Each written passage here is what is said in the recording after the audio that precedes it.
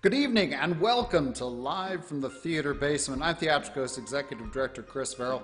We've got a wonderful show coming up for you. Pandora's Box by none other than the world famous Warren Duty. I'm not sure if he's world famous, but he's certainly famous in our hearts. Warren wrote the Christmas show that Theatricals did just last December. A delightful, wonderful show that audiences and I certainly enjoyed. So we're in for a treat tonight. Our two actors, Rob Peters has been with us for a long time. Catherine McGee, I'm not sure how much Catherine's done. I know that she did some stuff with Northern Arizona Playwriting Showcase in September. We're looking forward to seeing both of them. Stay with us. Pandora's Box comes your way at 7:30.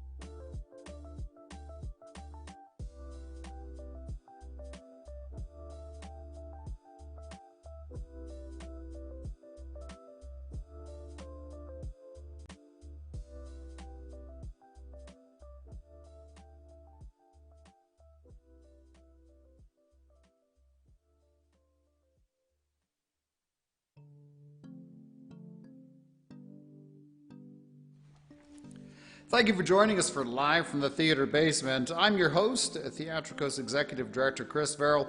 We're going to get started with Warren Duty's Pandora's Box at 7:30. You know, it takes a lot of wonderful, talented people to make sure this show works, and we list them all in the credits, but they do a heck of a lot of work in making sure this show works. Our producers, Linda Cetera and Michael Roulon, do a heck of a lot of work in making sure these shows work. We certainly appreciate that. Our engineer, Matt's amazing. He's sitting here smiling, but it's absolutely true. Coming up next week, we have an interview with Kathleen McGeever. She's the chair of the theater department at NAU. We'll see how the theater department is navigating COVID-19. And hey, are you ready for this? We have a little bit of good news. One of the things we've been trying to figure out, a whole bunch of things we're trying to figure out on getting this show launched, which is why it's still in previews, is our engineering. We've taken a step forward on that today. That's absolutely excellent. And even more important than that, thanks to the good folks at the Flagstaff Arts Council, the show is at least partially funded. So we are making headway on making sure we can continue to bring this show to you in your home. So good shows coming up, not just tonight, but going forward for the rest of the year. All very exciting. We will be back at 7:30 with Live from the Theater Basement.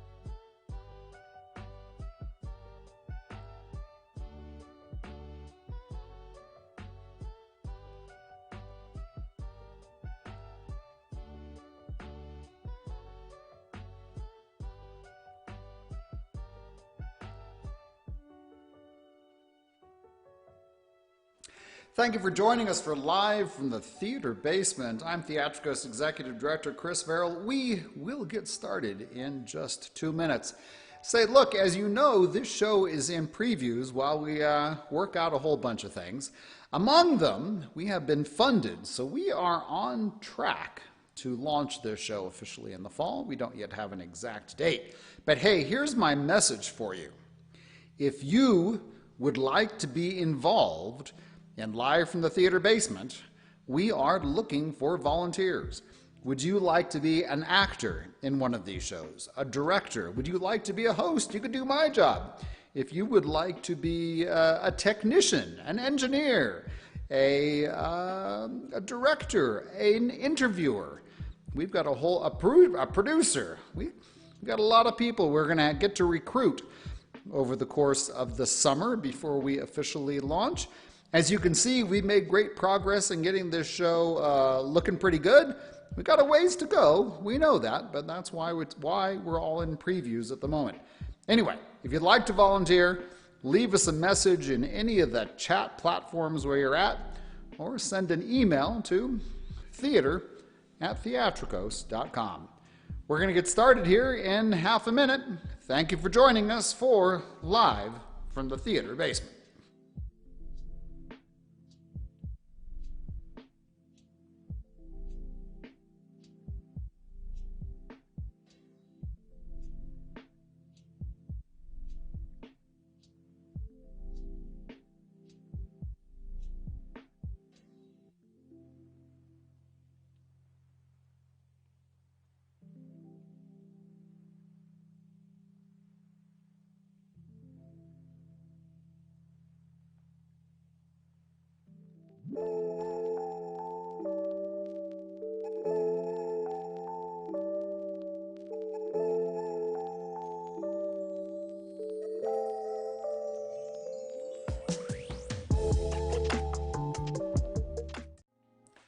Today on Live from the Theater Basement, we present the 10-minute short play, Pandora's Box. Pandora's Box by Knapp's award-winning playwright and all-around nice guy, Warren Duty. A husband and wife play a not-so-innocent game of truth or dare and open up a Pandora's box of trouble. Live from the Theater Basement, streaming live on Sunday evenings at 7:30 p.m. and available wherever you get your podcasts, is a production of Theatricos Theater Company in partnership with Northern Arizona Playwriting Showcase and Deuteron Films.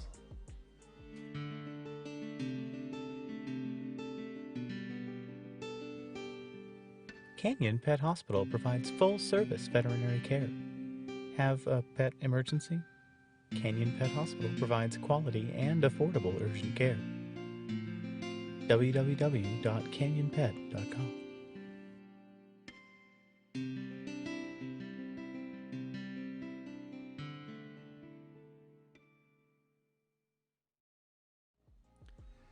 The setting is the home of Bobby and Darlene.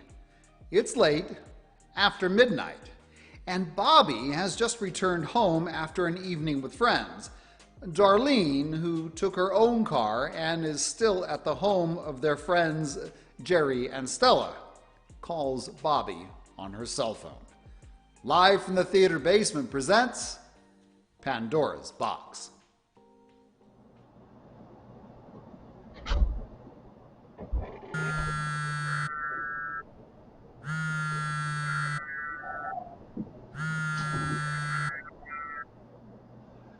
Yes, Darlene.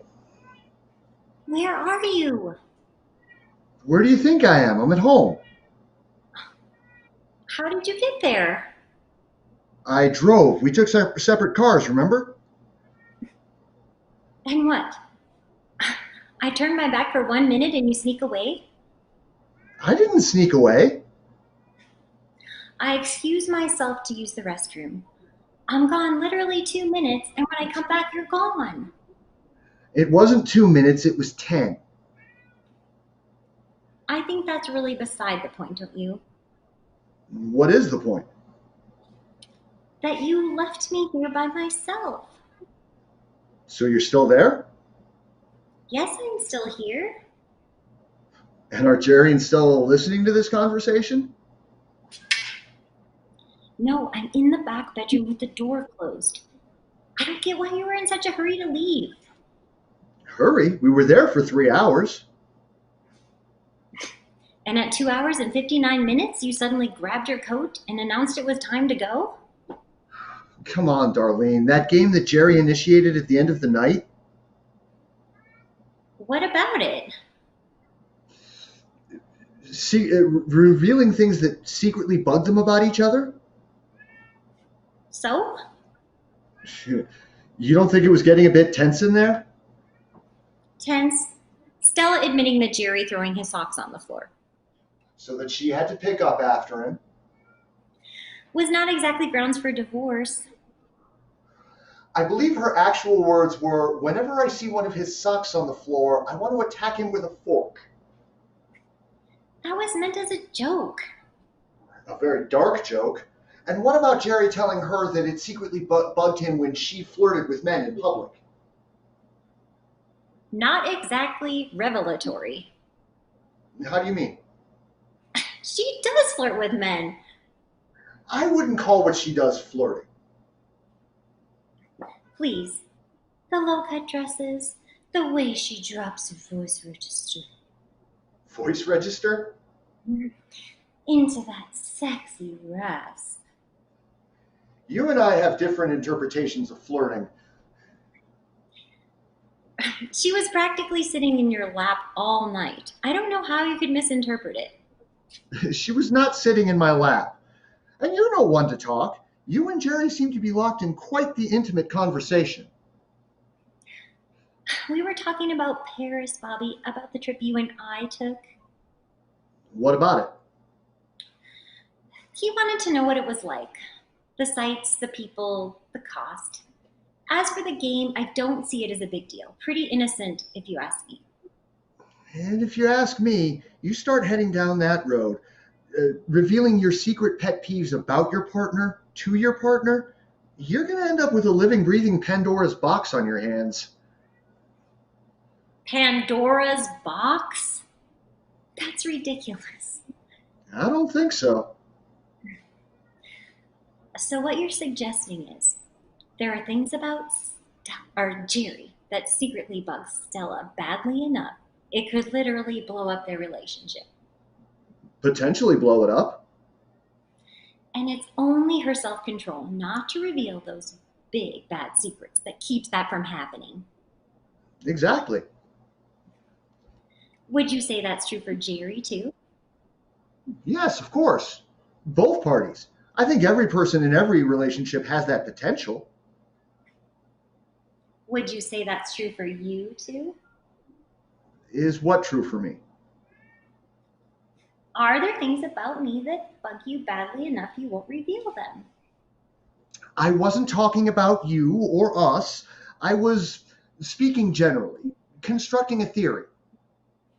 So what are they? Can we not do this right now? Why not? You've heightened my curiosity. It's late, honey. I'm not in the mood. No. If I wasn't in the mood to listen to Jerry and Stella play this game, why would I want to play it with you? Because you married me and I want to play this game. Not a good idea. Come on. We'll play it superficially. Exercise our self-control. Nothing below the belt. If it starts getting out of hand, we'll stop. We'll stop. Now, you go first. Why do I have to go first? Because it's my idea. Okay, fine. When you eat something that tastes good, you moan. I moan? That's right. Well, moaning is a sign of sensuality, of appreciation of the finer things in life. Not when you're eating. When you're eating, it's bad manners. And I can guarantee there are a lot of men out there who would love to hear me moan. Oh, mm, mm. See, this is the problem. You pressure me to play this game, to name one thing about you that bothers me, and then you take it personally. Because it is personal. And you want to talk about bad manners. You suck your fingers when you eat fried chicken. That's acceptable behavior in that context. And you scrape the bottom of the carton when you eat yogurt. So what? And those dried figs you eat every single night on the couch. What about them? The seeds, Bobby. I listen to you crunching those seeds and I want to scream. I didn't know you felt that way. I'll try to be careful from now on. Good. Maybe I'll eat them in a completely different room. Even better. And I'll take my yogurt with me too. Excellent. Can't wait. That way I don't have to look at you while you pick your teeth after every single bite of food. Now you're making things up. Oh, I'm not. You even pick your teeth in public. It's embarrassing. You're mean. Of course, you started it. How can you say that? You're the one that wanted to play this dumb game. And you're the one who brought it up in the first place. I didn't bring it up. I asked you why you wanted to leave Jerry and Stella so suddenly, and you said it was because of the game. Yes, exactly. The game. This uncomfortable and annoying game that I didn't even want to play. My turn. It bugs me that you hate dogs. I don't hate dogs. You don't like their hair. You don't like their smell. You don't want them anywhere around you. Are you forgetting that we had a dog for 10 years?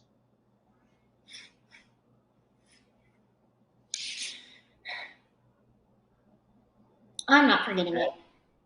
And that dog slept in our bed every single night? And then he died in his sleep on my side of the bed, and you never replaced him. You could have replaced him yourself. Except you made it real clear that wasn't an option.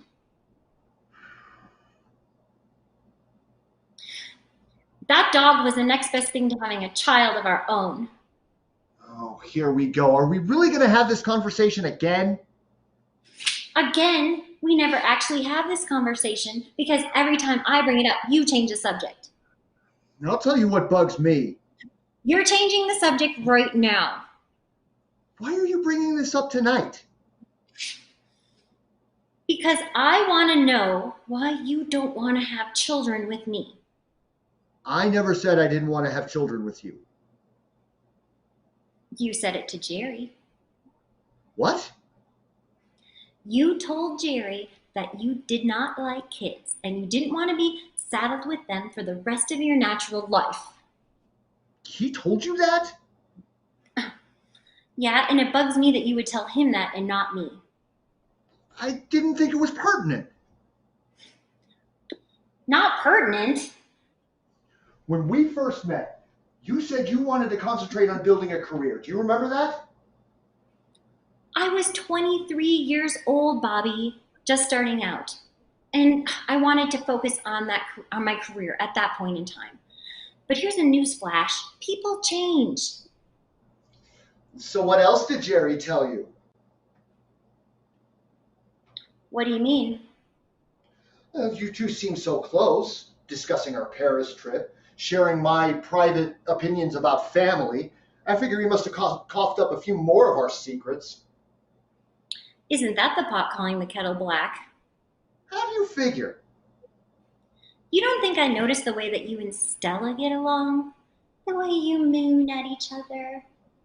Moon, are you serious? Huddled up on the couch, swapping stories, and the way she drops her voice into that sexy, raspy Rochester. There you go, projecting your issues onto me. I'm not projecting anything. I point out how close you and Jerry have become.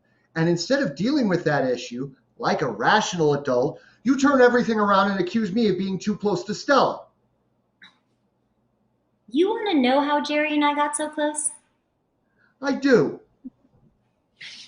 You remember back in April when you were waiting for that call from your doctor? You know, your lab results? Of course I remember.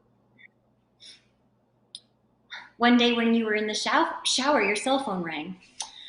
So thinking it might be your doctor, I picked up and saw it was Stella. But when I said hello, she hung up. That's when I looked through your phone. That's an invasion of my privacy. And that's when I saw the messages. What messages? The text she sent you, the photos. I'll give Stella credit. She certainly has kept herself in shape. It's not what you think. Well, then what is it? She just sends you naked photos of herself for the hell of it. It's just a thing that happened. It didn't mean anything. And yet you two look chummy as ever tonight. We're still friends. You know what really truly bugs me about you is your inability to ever tell the truth. I am telling you the truth. And because of that, because of this aversion of yours, I decided to find out the truth for myself. So I contacted Jerry. I see. We met at a coffee shop on the other side of town. I shared my text messages and photos with him, and he shared his with me, the ones you sent to Stella. Why didn't he talk to me about this? Oh, he wanted to. He wanted to go to war with you. But I had a better idea. What was that? I suggested that we sleep together. At first as revenge, but we fit really well, if you know what I mean. So we kept it up. And that's when Jerry had the idea to get everything out in the open. What was Jerry's brilliant idea? The game, Bobby. We figured if we started sharing secrets, the truth would eventually come out. And you might as well know, since the timing is sort of perfect, we're moving to Paris together at the end of the year. Paris? Just in time for the baby to arrive. The baby? That's right, Bobby. Jerry and I are going to be parents.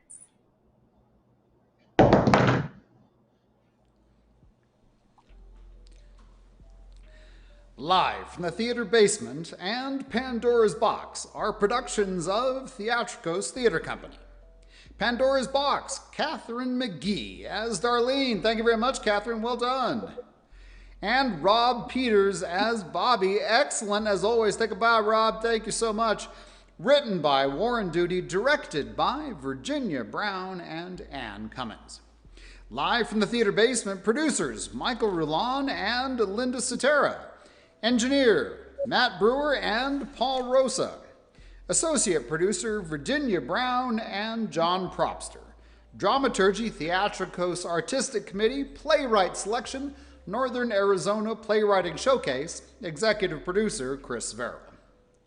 Theatricos Theater Company, Flagstaff, Arizona, is the theater company of Northern Arizona and the Grand Canyon, embracing the spirit of Broadway with shows like Matilda, Legend of Lord George and McBride, Little Shop of Horrors, and Angels in Disguise. Live from the theater basement is a new show currently in previews during our world health crisis and in the process of being launched in a few months. If you, as a listener viewer, have input, we'd love to hear from you.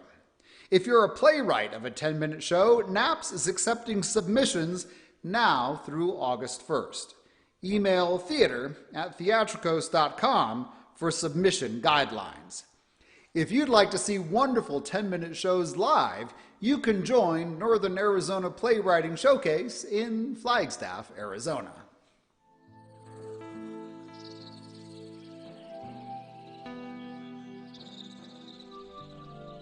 Allergy-free Flagstaff. Eat the food. Pet the cat. Breathe the air. Play with the dog. Roll in the grass. Walk in the woods. Allergy-free Flagstaff.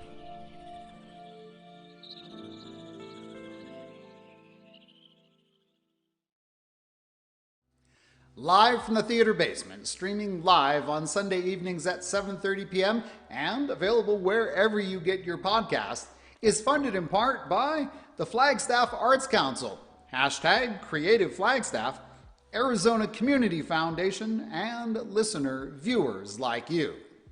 I'm your host, Chris Verrill. Thanks for joining us for Live from the Theater Basement. This is Theatricos. Next week on Live from the Theater Basement, we interview Kathleen McGeever, Department Chair of the NAU Theater Department. How are they handling COVID-19? That's next week, live, Sundays at 7:30 p.m. and wherever you get your podcasts.